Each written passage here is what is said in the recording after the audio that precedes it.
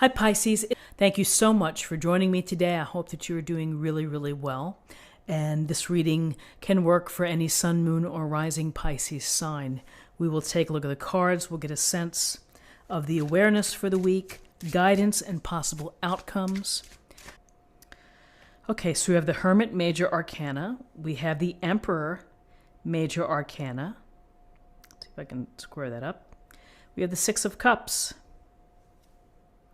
So the Hermit stands here on top of the mountain, holding his staff and holding the lantern with looks like a six-pointed star within it. And you can see the glowing of the lantern, symbolic of light, of enlightenment. Why do we see the Hermit? Well, the Hermit it's a suggestion, it's an encouragement.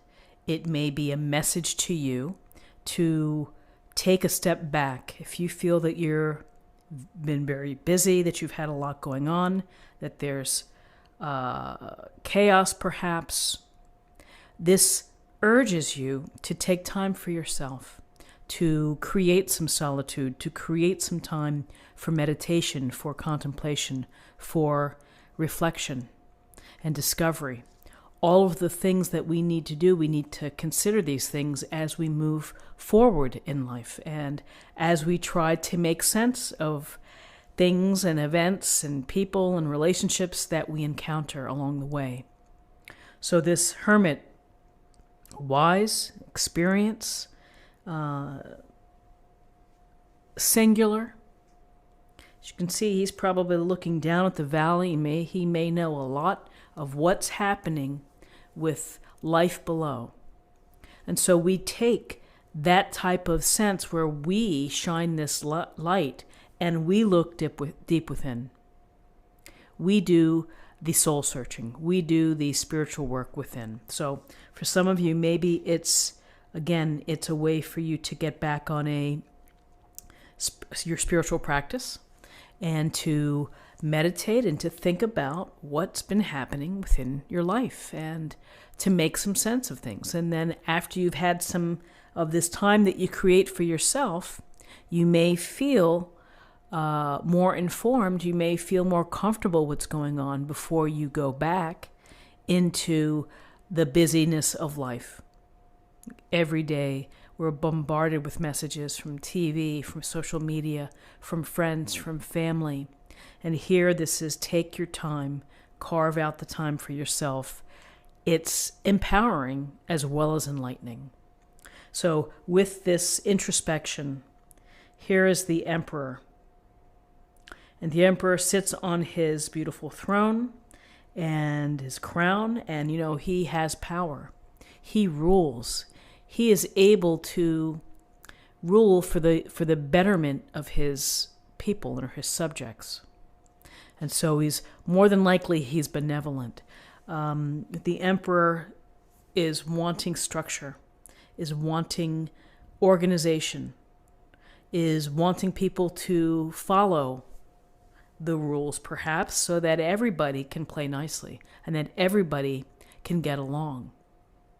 When people live by the rules that the Emperor lays down, theoretically there's less chaos. There's less concern for safety. So how do we look at the Emperor in terms of our own lives? Well, we look toward the attributes of the Emperor, which is experience, which is thinking about your experience, which is taking charge, being a leader,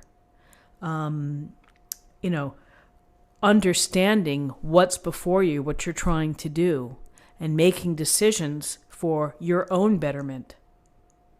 But we see the idea of bringing structure and order, into your day, into your couple days, into your week perhaps. And sometimes being organized or bringing in order can be updating your calendar book. It can be updating your calendar app on your phone, putting in everything, thinking about the week as a whole and how you partition your time and your energy. That is a function of being organized, of taking charge, and really working with confidence. Now, the shadow side, perhaps, or the less dignified aspect of the Emperor would be that he can be rigid and inflexible. So as you are taking charge, as you're moving forward, making things happen for yourself, feeling confident about your moves and your decisions, is to think about that you don't want to be too stubborn or too inflexible in your relationships with others. So here we have introspection, we have taking charge, bringing some structure and some order and organization within your life. And then we have the Six of Cups. We get a real sense here by looking at this illustration of the children who are giving to each other just because that's what children do. It's the innocence of it all.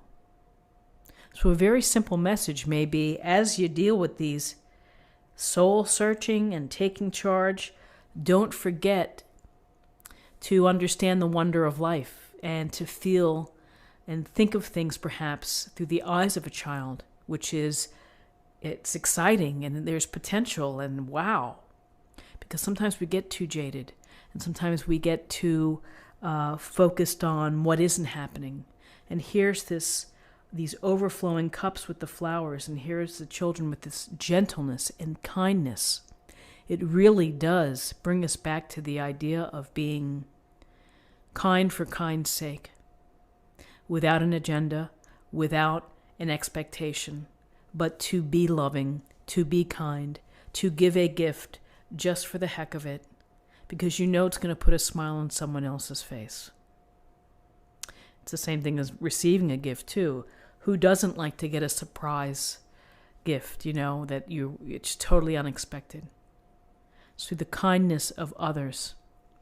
So a final word on the Six of Cups, which is, we also may think of nostalgia. We may think of times past that bring us comfort, that bring us happiness. Some of you quite literally could be meeting with someone from your past, an old coworker, an ex. So the possibilities here, I think the overriding piece is to be gentle with yourself, to be gentle and kind with others, to get some structure, some organization, however you do it best, and make the time to be introspective. Make the time to think about where you are. There's no harm in doing so.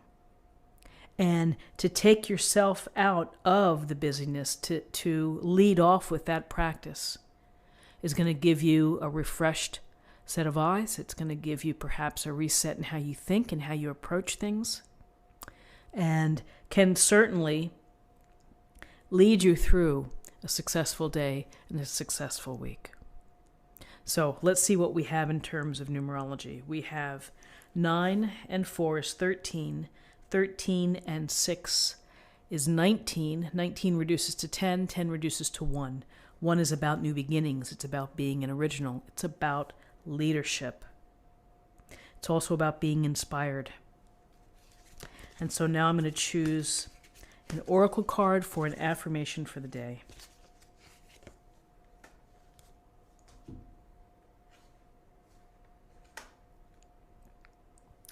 Relationship harmony. We angels are opening the hearts of everyone involved. Arguments and conflicts are being resolved now. And I hope that they're being resolved through gentleness, through kindness, through your own personal wisdom, and through your desire for the benevolence of your own community, of the people within your life, the people within your circle. So my friends, this is what I have for you for the day. I hope that you found something helpful here with this reading. If you did, please subscribe, like this video, share this video, comment below. I'd love to hear from you. I hope you have a wonderful day, and I'll see you tomorrow. Take care.